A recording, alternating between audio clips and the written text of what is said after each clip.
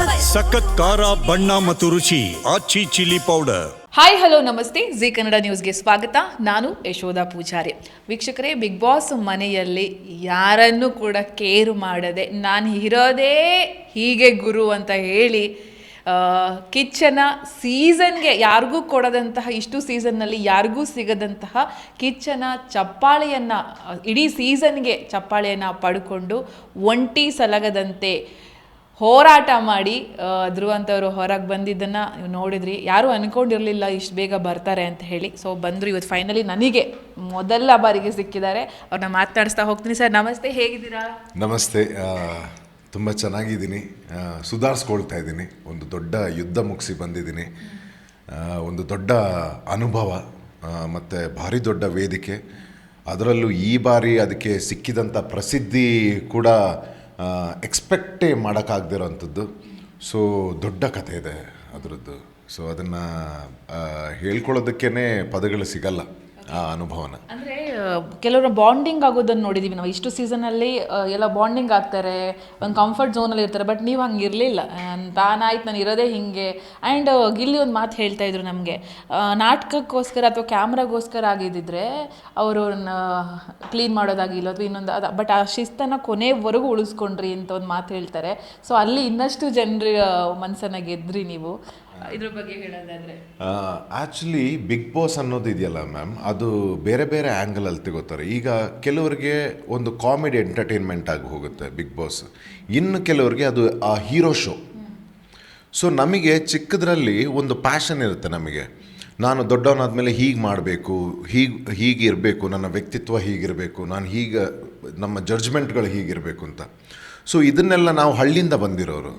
So ಇದನ್ನೆಲ್ಲ ಮೈಗೂಡಿಸ್ಕೊಂಡು ಬಂದಿದ್ವಿ. ಮತ್ತು ನಾವು ಕೇಳ್ಕೊಂಡು ಬಂದಂಥ ಮೋರಲ್ ಸೈನ್ಸ್ ಕಥೆಗಳು ಅಥವಾ ದೊಡ್ಡ ದೊಡ್ಡ ಹೀರೋಗಳ ಕಥೆಗಳೆಲ್ಲ ಆ ಪರ್ಸ್ನಾಲಿಟಿನ ಎಲ್ಲೋ ಒಳಗಡೆ ಇತ್ತು. ಅದನ್ನು ಹೊರಗಡೆ ಹಾಕೋದಕ್ಕಂತ ಸಿಕ್ಕಿದಂಥ ವೇದಿಕೆ. ಸೊ ನಾನು ನೋಡ್ಕೊಂಡು ಬಂದಿರೋನಲ್ಲ ಬಿಗ್ ಬಾಸ್. ಸೊ ನನಗೆ it was a hero show. ಅಂದರೆ ನನ್ನ ವ್ಯಕ್ತಿತ್ವನ ತೋರಿಸೋವಂಥ ಒಂದು ಹೀರೋ ಶೋ ಆಗಿತ್ತು. ಸೊ ನನ್ನ ನಿರ್ಧಾರಗಳಾಗಲಿ ಅಥವಾ ನನ್ನ ವಿಚಾರಗಳಾಗಲಿ ಅದನ್ನು ತೋರಿಸೋವಂಥ ವೇದಿಕೆ ಆಗಿತ್ತು. ಸೊ ನಾನು ಅದಕ್ಕೆ ಭಾಳ ಬದ್ಧವಾಗಿದ್ದೆ. ಮತ್ತು ಬಿಗ್ ಬಾಸಲ್ಲಿ ಹಲವಾರು ವಿಭಾಗಗಳು ಬರುತ್ತೆ. ಅಂದರೆ ನಿಮ್ಮ ಅಲ್ಲಿ ಓದೋದಾಗಲಿ, ಇವನ್ ಬಿಗ್ ಬಾಸ್ ಟಾಸ್ಕ್ನ ಏನು ಕಳಿಸ್ತಾರೆ ಅಲ್ಲಿ ಓದೋದ್ರಿಂದ ಶುರುವಾಗಿ ನಿಮ್ಮ ಉಸ್ತುವಾರಿ, ಗೇಮ್ಸ್, ಕಲ್ಚರಲ್, ಆ್ಯಕ್ಟಿಂಗ್, ಪ್ರೆಸೆಂಟೇಷನ್ಸು, ನಿಮ್ಮ ಬ್ರ್ಯಾಂಡಿಂಗ್ ಪಾರ್ಟ್ನರ್ಸ್ ಇರ್ತಾರೆ, ಅವರು ಒಂದು ಟಾಸ್ಕ್ಗಳನ್ನು ಕೊಡ್ತಾರೆ. ಮತ್ತು ಎಲ್ಲವೂ ನಿಮ್ಮ, ಮತ್ತು ನೀವು ಕೊಡುವಂಥ ಡಿಸಿಷನ್ಗಳು, ಮಾತಾಡೋವಂಥ ರೀತಿ, ಸುಮಾರು ಆ್ಯಂಗಲ್ ಇದೆ ಮ್ಯಾಮ್, 10 ಆ್ಯಂಗಲ್. ನಾನು ಯಾವ ಏರಿಯಾದಲ್ಲೂ ನನ್ನನ್ನು ವೀಕ್ ಅಂತ ಆಗ್ಲಿಕ್ಕೆ ಬಿಡಲಿಲ್ಲ. ಅಲ್ಲಿ ನಾವು ಆ ಟಾಸ್ಕ್ ಓದೋದ್ರಿಂದ ಹಿಡಿದು ಆ ಮನೆನ ಇಡೋ ರೀತಿ, ನಾವೇನು ಕಲ್ತ್ಕೊಂಡು ಬಂದಿದ್ದೀವಿ ಸಂಪೂರ್ಣವಾಗಿ ದಾರಿ ಎಳೆದ್ವಿ. ಸೊ ಹೌದು, ಗೊತ್ತು ನಿಮಗೆಲ್ಲ, ಬಾದ್ಶಾ ಕರ್ನಾಟಕದ ಕಿಚ್ಚ ಸುದೀಪ್ ಅವರು ಒನ್ ಮ್ಯಾನ್ ಆರ್ಮಿನೇ. ಆ ಒನ್ ಮ್ಯಾನ್ ಆರ್ಮಿ, ಈ ಒನ್ ಮ್ಯಾನ್ ಆರ್ಮಿಗೆ ಇಡೀ ಸೀಸನ್ನಿನ ಚಪ್ಪಾಳೆ ಕೊಡ್ತಾರೆ. ಶೋನ ನಾವು ಅವತ್ತೇ ಗೆದ್ದಾಗಿತ್ತು ಮ್ಯಾಮ್, ನಾವು ಅವತ್ತೇ ಗೆದ್ದುಬಿಟ್ವಿ. ಸೊ ಮತ್ತು ನಮ್ಮ ಕಮರ್ಷಿಯಲ್ ಪರ್ಪಸ್ಗೆ, TRPಗೆಲ್ಲ ಗೊತ್ತು ನಿಮಗೆ ಹೇಗೆ ವರ್ಕ್ ಆಗುತ್ತೆ, ಜನಗಳ ವೋಟಿಂಗ್ ಮುಖಾಂತರ ಎಲ್ಲ. ಸೊ ಆ ಮುಖಾಂತರ ಗಿಲ್ಲಿಗೆ ಸಿಕ್ಕಿದ್ದಾರೆ. ಮತ್ತು ಭಾಳ ಖುಷಿಯಾಯಿತು. ಗಿಲ್ಲಿಯವರು ಅಪಾರವಾದಂಥ ಒಂದು ಅಭಿಮಾನಿಗಳನ್ನು ಪಡ್ಕೊಂಡಿದ್ದಾರೆ. ನಾನು ಅವರಿಗೆ ಈ ಮುಖಾಂತರ ಏನು ಹೇಳ್ತೀನಿ ಅಂತಂದರೆ, ತುಂಬ ಪುಣ್ಯವಂತರು ಇಷ್ಟು ಪ್ರೀತಿ ಸಿಗೋದು. ಅವ್ರನ್ನ ತುಂಬ ಪ್ರೀತಿಯಿಂದ ಕಾಪಾಡ್ಕೊಳ್ಳಿ. ನಿಮ್ಮ ಫ್ಯೂಚರ್ ವೆಂಚರ್ಸ್ಗೆ ತುಂಬ ಒಳ್ಳೆಯದಾಗಲಿ. ಗಿಲ್ಲಿ ಅವರೇ ವಿನ್ನರ್ ಆಗಿದ್ದೀರಿ. ಸೊ ಭಾಳ ಕಮ್ಮಿ ಜನಕ್ಕೆ ಅಂಥ ಒಂದು ಅಭಿಮಾನಿ ಇದು ಸಿಗೋದು. You are very lucky and all the very best. Rakshita ಬಗ್ಗೆ ಏನು ಹೇಳೋದಕ್ಕೆ ಇಷ್ಟಪಡ್ತೀರಾ? ಆ್ಯಕ್ಚುಲಿ ನಿಜ ಹೇಳಬೇಕಂದ್ರೆ ನಾವು ಎಂಜಾಯ್ ಮಾಡ್ತಿದ್ರಿ ನಿಮ್ಮಿಬ್ಬರ ಈ ಒಂದು ಆ ಫೈಟ್ ಇದೆಯಲ್ಲ, ಕ್ಯೂಟಾಗಿ, ಅದು ಬಹಳ ಚೆನ್ನಾಗಿತ್ತು ನೋಡೋದಕ್ಕೆ. ಇದ್ರ ಬಗ್ಗೆ ನೀವೆಷ್ಟು ಇರಿಟೇಟ್ ಆಗ್ತಾಯಿದ್ರಿ ಯಾಕೆ ಅಂತ ಹೇಳಿ? ಟು ಬಿ ಆನೆಸ್ಟ್, ನೀವು ಆಡಿಯನ್ಸ್ ಏನು ಹೊರಗಡೆಯಿಂದ ನೋಡ್ತೀರಿ ಅದು ನಿಮಗೆ ಎಂಟರ್ಟೈನ್ಮೆಂಟ್ ಆಗಿ ಕಾಣುತ್ತೆ. ಬಟ್ ಒಳಗಡೆ it is a real situation. ಅದು ಅಲ್ಲಿ ಯಾವುದು ಸ್ಕ್ರಿಪ್ಟೆಡ್ ಇರಲ್ಲ, ಅದು ನಿಜ. ಅಲ್ಲಿ ನಿಮಗೆ ಇಬ್ಬರ ಗಲಾಟೆ ಎಂಟರ್ಟೈನ್ಮೆಂಟ್ ಥರ ಕಾಣುತ್ತೆ, ಆದರೆ ಅಲ್ಲಿ ನಿಜ ಇಬ್ಬರು ಗಲಾಟೆನೇ ಮಾಡ್ತಾ ಇರ್ತಾರೆ. ಸೊ ನಾವು ಆ ಪೀಕಿಗೆ ಹೋಗಿರ್ತೀವಿ. ಮತ್ತು ಆ ಮನೆದು ವಾತಾವರಣ ಹೇಗಿರುತ್ತೆ ಅಂತಂದರೆ, ನಿಮ್ಮ ಎಲ್ಲ ಒಂದು ಫುಡ್ಡು ನಿಮಗೇನಿಷ್ಟ ಅದು ಕಿತ್ಕೊಂಡಿರ್ತಾರೆ. ನಿದ್ದೆ ಇರಲ್ಲ, 24 hours ಲೈಟ್ ಆನ್ ಇರುತ್ತೆ, ನಿಮಗೆ ರಾತ್ರಿ ನಿದ್ರೆ ಬರಲ್ಲ. ಒಂದು ಕ್ಲೋಸ್ಡ್ ಅಟ್ಮಾಸ್ಫಿಯರಲ್ಲಿ 24 hours AC ಆನ್ ಇರುತ್ತೆ. ಮತ್ತು ನಮಗೆ ಕೊಡೋವಂಥ ಟಾಸ್ಕ್ಗಳು ಇಷ್ಟೇನು ಮಾಡುತ್ತೆ, ನಿಮಗೆ ಮೆಂಟಲಿ ತುಂಬ ಪ್ರೆಷರ್ ಆಗುತ್ತೆ. ಮತ್ತು ಅಲ್ಲಿ ಎಲ್ಲ ಕಂಟೆಸ್ಟೆಂಟ್ ನಾಮಿನೇಷನ್ ಮಾಡೋದಕ್ಕೆ ಹಂಟ್ ಮಾಡ್ತಾನೇ ಇರ್ತಾರೆ. ಸೊ ನೀವು ಎವ್ರಿ ಟೈಮ್ ಪರ್ಫಾರ್ಮೆನ್ಸಲ್ಲೇ ಇರಬೇಕು.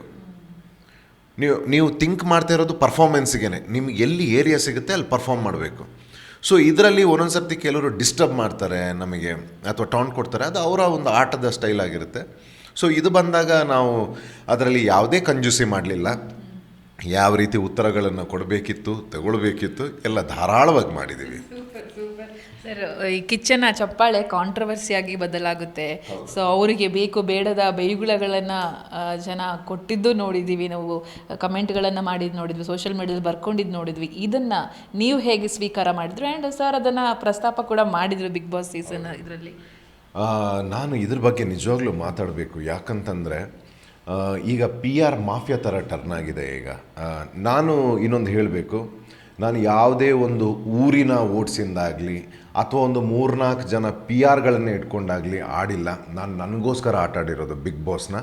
ಅದಕ್ಕೆ ಯಾವ ಗೌರವ ಸಿಗಬೇಕಿತ್ತು ಬಾದ್ಶಾ ಕಿಚ್ಚ ಸುದೀಪ್ ಅವರಿಂದ ಸಿಕ್ಕಿದೆ. ಅದು ನನ್ನ ಆನೆಸ್ಟಿಗೆ ನನಗೆ ಸಿಕ್ಕಿರೋದು ಒಂದು. ಎರಡನೇದು, ನಾನು ಈ ಪ್ರೇಕ್ಷಕರಿಗೆ ಹೇಳೋಕ್ಕೆ ಇಷ್ಟಪಡ್ತೀನಿ, ನಿಮಗೆ ಯಾರ ಮೇಲೇನಾದರೂ ಅಭಿಮಾನ ಇದೆಯಾ, ಬಹಳ ಸಂತೋಷ. ಅವ್ರನ್ನ ಪ್ರೋತ್ಸಾಹಿಸಿ. ಅವ್ರನ್ನ ಪ್ರೋತ್ಸಾಹ ಮಾಡೋ ಬರದಲ್ಲಿ ಇನ್ನೊಬ್ಬರಿಗೆ ಟೀಕೆ ಮಾಡೋದಾಗಲಿ ಅಥವಾ ಅವ್ರಿಗೆ ಇನ್ಸಲ್ಟ್ ಮಾಡೋದಾಗಲಿ ದಯವಿಟ್ಟು ಮಾಡಬೇಡಿ. ಯಾಕಂದರೆ ಅದು ನಿಮ್ಮ ಮನೆ ಮಕ್ಕಳಿದ್ದಾಗ ಮಾತ್ರ ಅದರದ್ದು ಪೇನ್ ಗೊತ್ತಾಗೋದು ನಿಮಗೆ. ಆಮೇಲೆ ಇನ್ನೊಂದು ಹೇಳ್ತೀನಿ, ನನಗೆ ನನ್ನ ಬಗ್ಗೆ ಯಾರು ಟೀಕೆ ಮಾಡಿದ್ದಾರೆ ಅಥವಾ ಕಿಚ್ಚ ಸರ್ ಬಗ್ಗೆ ಯಾರು ಟೀಕೆ ಮಾಡಿದ್ದಾರೆ, ನಮಗೆಲ್ಲ ಬೇಜಾರೇ ಇಲ್ಲ. ನಮಗೆ ಎಲ್ಲಿ ಬೇಜಾರಾಗುತ್ತೆ ಅಂತಂದರೆ, ನೀವೊಂದು ಟೀಕೆನ ಈಗ ಸೋಷಲ್ ಮೀಡಿಯಾ ಫಿಂಗರ್ ಟಿಪ್ಸಲ್ಲಿದೆ, ನೀವು ಮಾಡ್ತೀರಿ ಒಂದು ವಿಡಿಯೋ, ಆ ಧ್ರುವಂತ್ ಏನು ಮಾಡ್ದ, ಏನು ಮಾಡ್ದ, ನೀವು ಮಾತಾಡ್ತೀರಿ. ನಿಮ್ಮ ಕಮೆಂಟಲ್ಲಿ ಒಂದು 200, 300, 500 ಜನ ನಿಮಗೆ ಬೈದು ಕಮೆಂಟ್ ಮಾಡ್ತಾರೆ, ಅದು ಬೇಜಾರಾಗುತ್ತೆ. ನೀವು ನಮಗೆ ಬೈತೀರಾ, ಬೇಜಾರಿಲ್ಲ. ನಿಮಗೆ ಕಮೆಂಟ್ಗಳಲ್ಲಿ ನಿಮಗೆ ಬೈತಾರೆ, ಅದು ನೋಡಿ ಬೇಜಾರಾಗುತ್ತೆ. ಇದು ಒಳ್ಳೆಯ ಆರೋಗ್ಯಕರವಾದ ಬೆಳವಣಿಗೆ ಅನಿಸಲ್ಲ.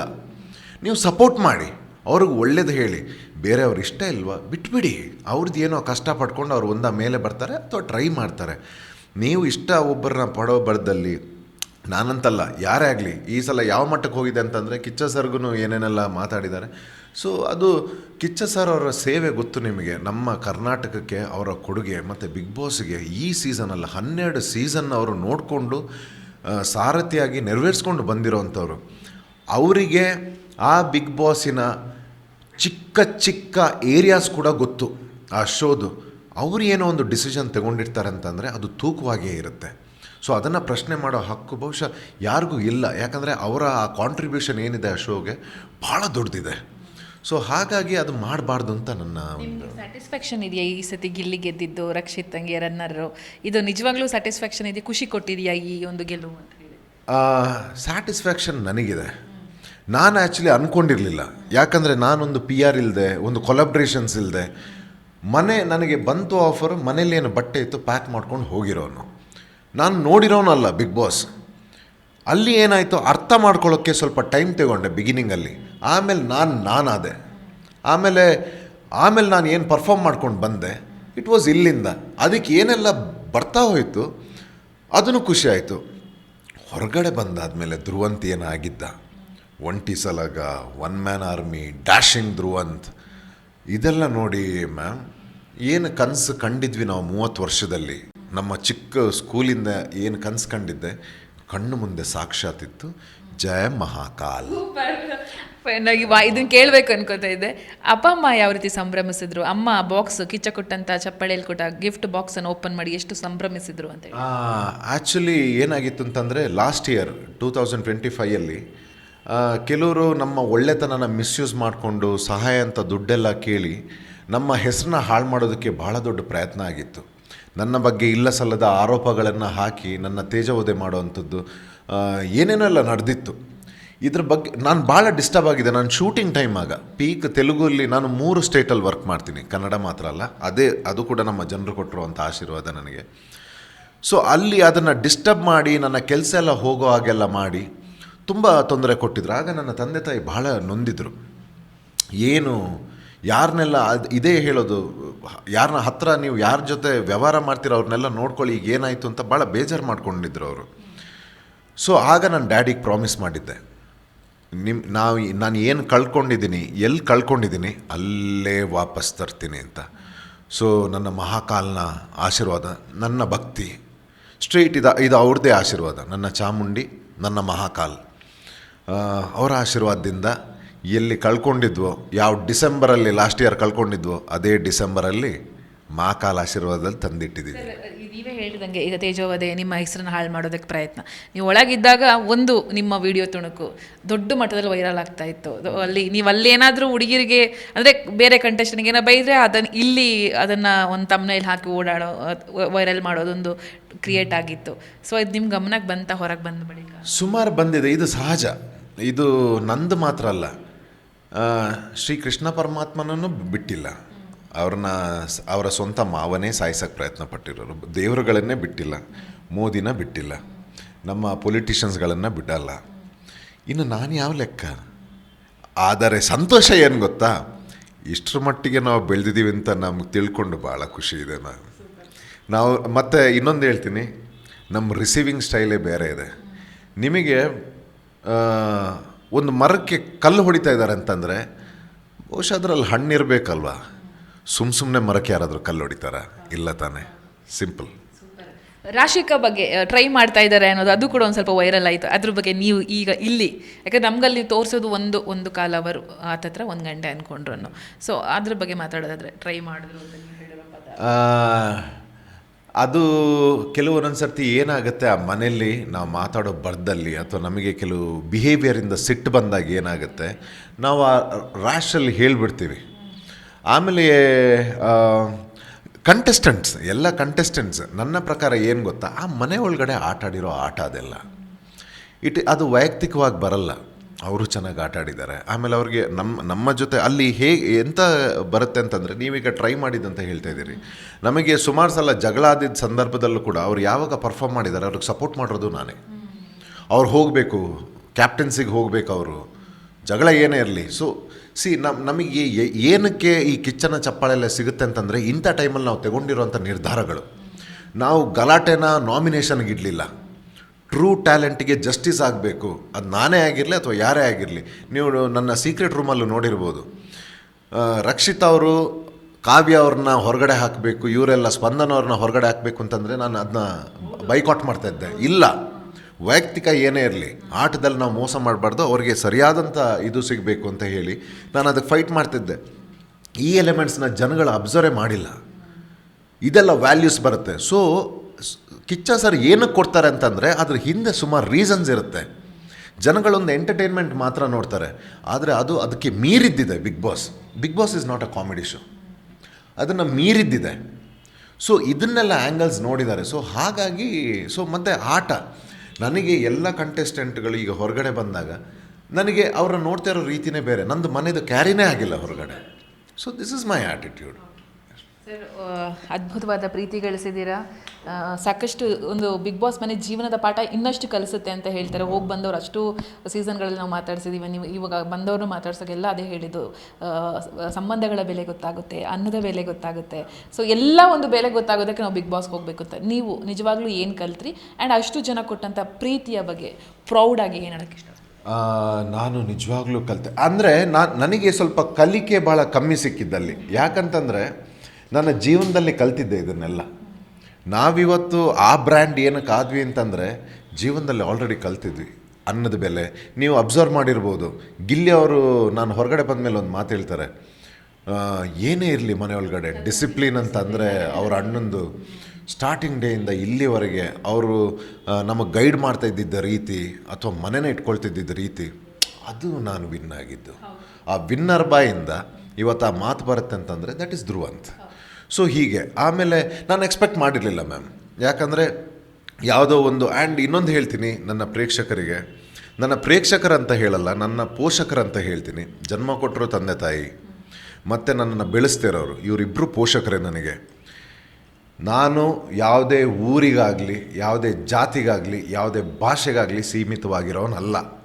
ಕಲೆ ಅಂತ ಬಂದಾಗ ಕಲೆಗೆ ಯಾವುದೇ ಜಾತಿ, ಊರು, ಭಾಷೆ ಅಂತ ಬರಲ್ಲ. ನಾನು ಎಲ್ರಿಗೂ ಸೇರಿರೋನು. ನಾನು ಸಮಸ್ತ ಕರ್ನಾಟಕಕ್ಕೆ ಸೇರಿರೋನು. ಸೊ ಯಾರು ನಮ್ಮ ಊರ ಬಗ್ಗೆ ಹೇಳಿಲ್ಲ, ಆ ಊರ ಬಗ್ಗೆ ಹೇಳಿಲ್ಲ, ನಾನು ಯಾವತ್ತೂ ಹೇಳಲ್ಲ. ನಾನು ಎಲ್ರಿಗೂ ಸೇರಿರೋನು. ಇಷ್ಟೇ ಹೇಳಿ, ಧ್ರುವಂತ್ ಎಲ್ರಿಗೂ ಸೇರಿರೋನು. ಸೊ ಎಲ್ಲರ ಆಶೀರ್ವಾದ. ಆ್ಯಂಡ್ ನಾನು ನಿಜವಾಗ್ಲೂ ಹೇಳ್ತೀನಿ, ನನ್ನ ಕೋಟಿ ಕೋಟಿ ನಮನ. ನಾನು ಎಕ್ಸ್ಪೆಕ್ಟ್ ಮಾಡಿದ್ದು ಇಷ್ಟೇ, ಆದರೆ ನನಗೆ ಹೊರಗಡೆ ಬಂದಾಗ ಸಿಕ್ಕಿದ್ದು ಜಯ ಮಹಾಕಾಲ್. ಬ್ರದರ್ ಮದುವೆ ಸರ್ ಆ ಕ್ಷಣ ಹೌದು ಹೌದು, ಯಾಕಂದರೆ ಒಬ್ಬನೇ ತಮ್ಮ ಮನೆಯಲ್ಲಿ ಒಂದೇ ಸಲ ಎರಡೆರಡು ಗುಡ್ ನ್ಯೂಸ್, ಒಂದು ಬಿಗ್ ಬಾಸ್ದು, ಒಂದು ಎರಡನ್ನೂ ಯಾವುದನ್ನು ಬಿಡೋ ಹಾಗಿಲ್ಲ. ಮತ್ತು ಮುಹೂರ್ತ ಗೊತ್ತು ನಿಮಗೆ, ಆ ಒಳ್ಳೆ ಮುಹೂರ್ತದಲ್ಲಿ ನನ್ನ ತಮ್ಮನ ಮದುವೆ ಆಗಬೇಕು. ಅವನೇ ಧೈರ್ಯ ಹೇಳಿ ಕಳಿಸಿದ್ದು, ಅಣ್ಣ ಇಲ್ಲಿ ಎಲ್ಲ ನಾನು ನೋಡ್ಕೊಳ್ತೀನಿ, ನೀವು ಹೋಗಿ ಬನ್ನಿ, ಗೆದ್ದು ಬನ್ನಿ ಅಂತ. ಸೊ ಅದೊಂದು ಇರುತ್ತೆ ಗೊತ್ತಾ, ನಿಮ್ಮ ಸ್ವಂತ ಇದು ಆ ಆಲ್ಬಮಲ್ಲಿ ನೀವು ಇಲ್ಲ ಅನ್ನೋದು ಯಾರಿಗಾದರೂ ಅದು. ಮತ್ತು ನನಗೆ ನನ್ನ ಫ್ಯಾಮಿಲಿ ಅಂತಂದರೆ ಪ್ರಾಣ. ನನ್ನ ಉಸಿರೇ ಅವ್ರಿಗೆ. ನನ್ನ ಡ್ಯಾಡಿ ಮಮ್ಮಿ, ನನಗೆ ತಮ್ಮ, ಈಗ ಒಂದು ಪುಟ್ಟ ತಂಗಿ ಬಂದಿದ್ದಾಳೆ, ವೆರಿ ಕ್ಯೂಟ್ ಶಿ ಈಸ್. ಅದನ್ನು ಬಿಗ್ ಬಾಸ್ ಅರ್ಥ ಮಾಡಿಕೊಂಡು ನನಗೋಸ್ಕರ ಅವನ ರಿಸೆಪ್ಷನ್ನೇ ರೀಕ್ರಿಯೇಟ್ ಮಾಡಿ, ನಾನು ಏನು ಮೂಮೆಂಟ್ನ ಕಳ್ಕೊಂಡೆ ಅದನ್ನು ನನಗೆ ಮತ್ತೆ ಕೊಡ್ತಾರೆ. ಆ್ಯಂಡ್ ಎಂಥ ವೇದಿಕೆಯಲ್ಲಿ, ಕಲರ್ಸ್ ಕನ್ನಡ ಮತ್ತು ಬಿಗ್ ಬಾಸ್ ವೇದಿಕೆಯಲ್ಲಿ ಕಲರ್ಸ್ ಕನ್ನಡ ನನ್ನನ್ನು ಯಾವತ್ತೂ ನೀವು ಗೆಲ್ಲಿಸ್ಬಿಟ್ಟಿದ್ದೀರಿ. ಟು ಬಿ ಆನೆಸ್ಟ್, ನನ್ನ ಅವಾರ್ಡ್ ಯಾರೋ ಕೈಗೆ ಹೋಗಿರ್ಬೋದು, ಆದರೆ ಗೆಲುವು ಅನ್ನೋದು ನನಗೆ ಯಾವತ್ತೂ ಕೊಡೋಕ್ಕೆ ಶುರು ಮಾಡಿದ್ರಿ ನೀವು. ನಾನು ನನ್ನ ಲೈಫ್ ಇರೋವರೆಗೂ ನಾನು ಚಿರಋಣಿ ಬಿಗ್ ಬಾಸ್ ತಂಡಕ್ಕೆ ಮತ್ತು ಕಲರ್ಸ್ ವಾಹಿನಿಗೆ. ಜಯ ಮಹಾಕಾಲ್. ತಮ್ಮನ ಮದುವೆ ಆಯಿತು, ಮುಂದೆ ನಿಮ್ಮ ಜರ್ನಿಲಿ ಬೇಕು ನನಗೆ ಯಾಕೋ ಈ ಬಿಗ್ ಬಾಸ್ ಸೀಸನ್ ಆದಮೇಲೆ ಭಾಳ ಸಂಗಾತಿ ಸಿಗೋದು ಡೌಟೇ ಅಂತ ಅನ್ನಿಸ್ತದೆ. ಯಾಕಂದರೆ ನಮ್ಮ ವ್ಯಕ್ತಿತ್ವನ ನೋಡಿದ್ದಾರೆ. ಹೆಣ್ಣು ಮಕ್ಕಳು ನನ್ನನ್ನು ಇಷ್ಟಪಡೋದು ಬಹುಶಃ ಡೌಟೇ ಅಂತ ಅನಿಸುತ್ತೆ. ಇವನ ಜೊತೆ ಹೇಗೆ ಬಾಳೋದು ನಾವು ಅಂತ, ಇವನ ಡಿಸಿಪ್ಲಿನು, ಇವನು ನನ್ನ ಮಾತಾಡೋ ರೀತಿ, ಮತ್ತು ನಾನು ಸ್ವಲ್ಪ ಕೇರ್ ಮಾಡಲ್ಲ ma'am. I am not okay being okay. ನನ್ನ style, what is bad it is bad, what is good it is good, this is my style. So ಅದು ಎಲ್ಲೋ ಈಗಿಂದು ಸ್ವಲ್ಪ ಪಾಲಿಷ್ಡ್ ಇರೋದು ಸಮಾಜ ಎಕ್ಸ್ಪೆಕ್ಟ್ ಮಾಡುತ್ತೆ, ಅದು ಸ್ವಲ್ಪ ಕಷ್ಟ ನನಗೆ. ಸೊ ಅದನ್ನು ಎಲ್ಲ ಮೀರಿ ಇಷ್ಟಪಡೋರು ಸಿಕ್ಕಿದ್ರೆ ನೋಡೋಣ ಮುಂದೆ. ಎಸ್, ಫೈನಲಿ ಏನಾದ್ರು ಹೇಳೋದಿದ್ರೆ ಜಿ ವೀಕ್ಷಕರು ಆ್ಯಂಡ್ ಓವರಲ್ ಎಲ್ರಿಗೂ ಈ ಬಿಗ್ ಬಾಸ್ ಅನ್ನೋದನ್ನು ಒಂದು ಚಿಕ್ಕ ಗೇಮ್ ಶೋಗೆ ಒಬ್ಬ ಕಂಟೆಸ್ಟೆಂಟಾಗಿ ಹೋಗಿದ್ದೆ. ಬಟ್ ಹೊರಗಡೆ ಈ ರೀತಿಯಾಗಿ ಬರ್ತೀನಿ ಅಂತ ನನಗೆ ಗೊತ್ತಿರಲಿಲ್ಲ. ನೀವು ಕೊಟ್ಟಂಥ ಬಿರುದುಗಳು, ನೀವು ಕೊಟ್ಟಂಥ ಪ್ರೀತಿ, ನೀವು ಮಾಡಿರೋಂಥ ಆಶೀರ್ವಾದ, ನಾನು ಸದಾ ಚಿರಋಣಿ. ಇನ್ನು ಮುಂದೆ ನನ್ನ ಕೈಯಲ್ಲಿ ಎಷ್ಟು ಕಲಾ ಸೇವೆ ಮಾಡೋಕ್ಕಾಗಿ ನಿಮ್ಮನ್ನು ರಂಜಿಸೋಕ್ಕಾಗುತ್ತೋ, ದ ಬೆಸ್ಟೆಸ್ಟ್ ಎಂಟರ್ಟೈನ್ಮೆಂಟ್ ಪ್ರಾಡಕ್ಟ್ಸ್ನ ನಾನು ನಿಮ್ಮ ಮನೆಗೆ ತಂದು ಇಡಬೇಕು ಅನ್ನೋ ಆಸೆನ ಇಟ್ಕೊಂಡಿದ್ದೀನಿ. ಅದಕ್ಕೆ ಕೂಡ ನಿಮ್ಮೆಲ್ಲರ ಆಶೀರ್ವಾದ ಈ ಧ್ರುವಂತನ ಮೇಲೆ ಇರಲಿ. Yes sir, thank you so much. ನಿಮ್ಮ ಜರ್ನಿ ಸೂಪರ್ ಆಗಿರಲಿ. ಸೀರಿಯಲ್ಲು ಅಥವಾ ಸಿನಿಮಾ ಏನೇ ಮಾಡಲಿ ಎಲ್ಲವೂ ಕೂಡ ಸೂಪರ್ ಡೂಪರ್ ಹಿಟ್ ಆಗಲಿ. ಸಾಕಷ್ಟು ಯಶಸ್ಸು ನಿಮ್ಮ ಹಿಂದೆನೇ ಇರಲಿ. Thank you so much. You welcome ಅಮ್ಮ. Jai Mahakal. Thank you sir. Yes ವೀಕ್ಷಕರೇ, ಇದು ಧ್ರುವಂತ್ ಅವರ ಮಾತುಗಳು. ಕ್ಯಾಮ್ರಾ ಪರ್ಸನ್ ಗುಡಿಗೇರಿ ಜೊತೆ ಯಶೋಧ ಪೂಜಾರಿ, ಬೆಂಗಳೂರು.